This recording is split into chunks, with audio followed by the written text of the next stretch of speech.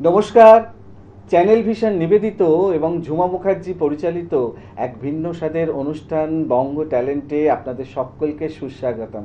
বন্ধু, আজকের পর্বে একজন বিশিষ্ট গুণী বাচিক শিল্পীকে পেয়েছি।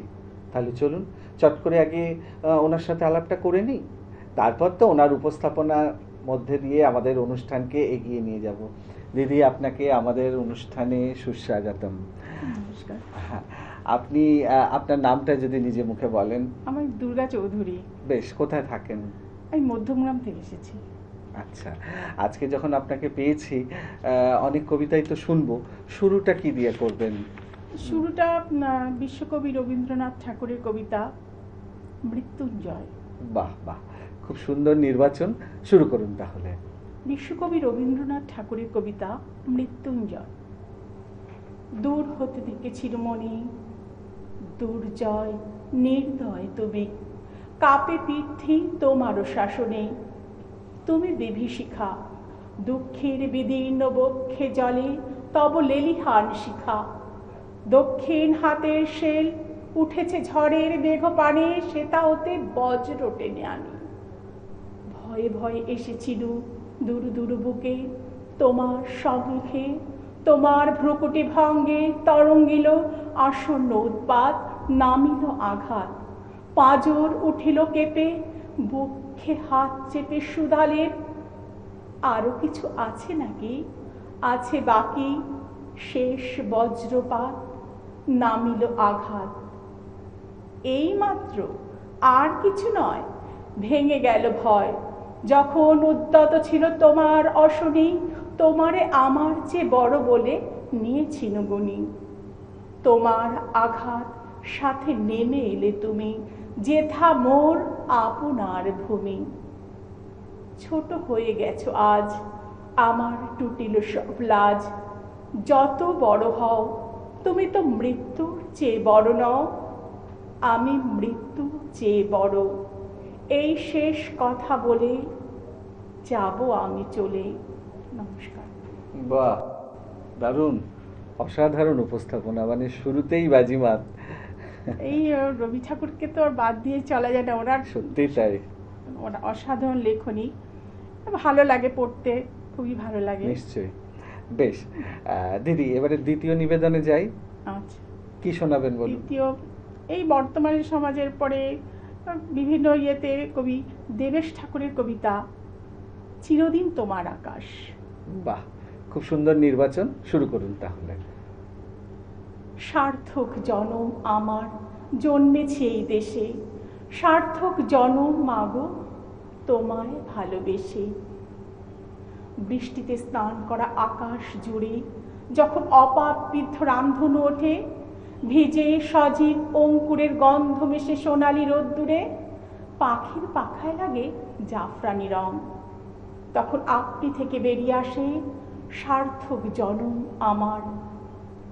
যখন চট্টগ্রাম, নোয়াখালী, কুষ্টিয়া থেকে দলছুট মানুষ আসে আস্তানাহীন ভূতের মতো, ক্যাম্পে, লাইনের ধারে, বস্তিতে, রৌদ্রদগ্ধ মাঠে, 3 আটি খড়ের নিচে শুয়ে কেটে যায় পূর্ণমাসী সন্ধ্যা।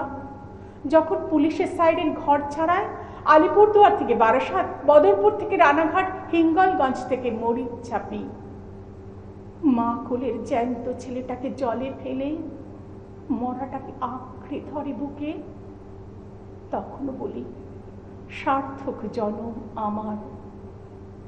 বিসমিল্লাহ খাঁ সানাই যখন গেয়ে ওঠে, ইস মিট্টি ছোড়কে मैं कहीं नहीं जाऊंगा, আয়েশা বেওয়ার কন্যাদান করে কানাই মণ্ডল।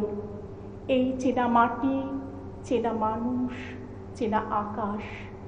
রজনীবাবু, এই তৃষিত মরুর বিনিময়ে কোনো রসালো কানন আমি চাই না।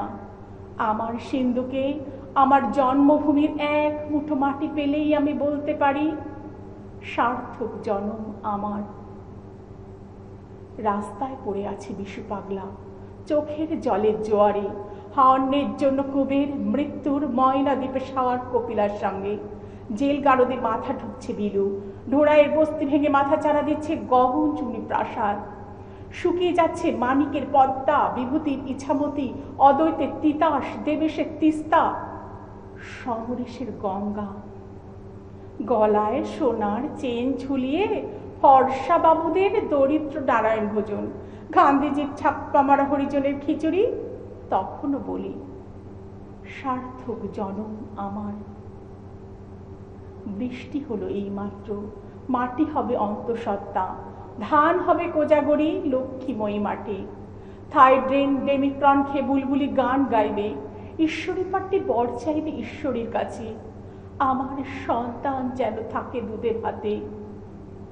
মানুষের জন্য প্রাণময় হবে পৃথিবী, ভালোবাসার জন্য ভিজে যাবে মাটি। তখন বটবৃক্ষের মতো তুমি আকাশ ছবি রবীন্দ্রনাথ।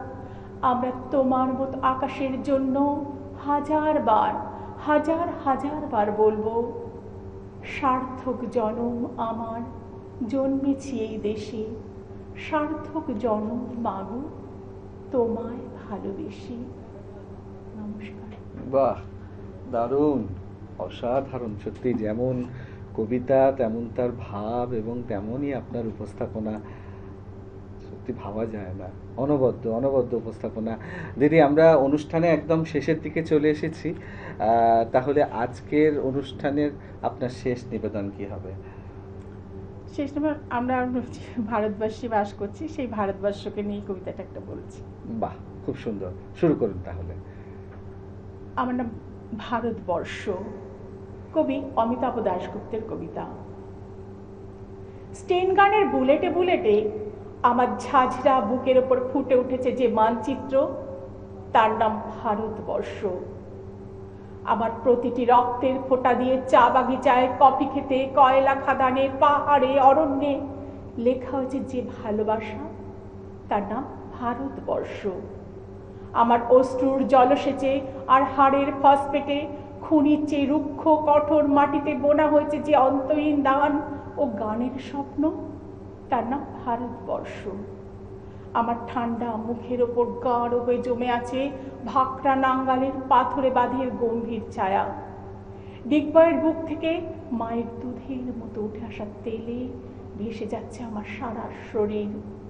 কপাল থেকে দাঙ্গার রক্ত মুছে ফেলে আমাকে বুকে করে তুলে নিতে এসেছে আমেদাবাদের সুতোকলের জঙ্গি মজুর। আমার মৃতদেহের পাহারাদার আজ প্রতিটি হাল বহনকারী বলরাম, প্রতিটি ধর্ষিতা আদিবাসী যুবতীর শোক নয়, ক্রোধের আগুনে দাও দাও জ্বলে যাচ্ছে আমার শেষ শয্যা।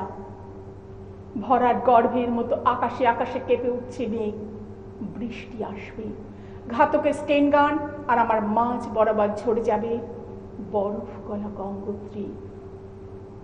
আর একটু পরেই প্রতিটি মরা খাল, বিল, পুকুর কানায় কানায় ভরে উঠবে আমার মায়ের চোখের মতো। প্রতিটি পাথর ঢেকে যাবে উদ্ভিদের সবুজ চুম্বনে। ওড়িশির ছন্দে, ভারতনাট্যমের মুদ্রায়, সাঁওতালি মাদলে আর ভাগড়ার আলোড়নে জেগে উঠবে তুমুল উৎসবের রাত। সেই রাতে, সেই তারায় ফেটে পড়া মেহফিলের রাতে তোমরা ভুলে যেও না আমাকে, যার ছেঁড়া হাত, ফাঁসা জঠর, উপড়ে আনা কলজে, ফোঁটা ফোঁটা অশ্রু, রক্ত, ঘাম, মাইল মাইল অভিবাদ আর ভালোবাসার নাম স্বদেশ, স্বাধীনতা, ভারতবর্ষ। নমস্কার। বাহ, দারুণ, অসাধারণ সত্যি।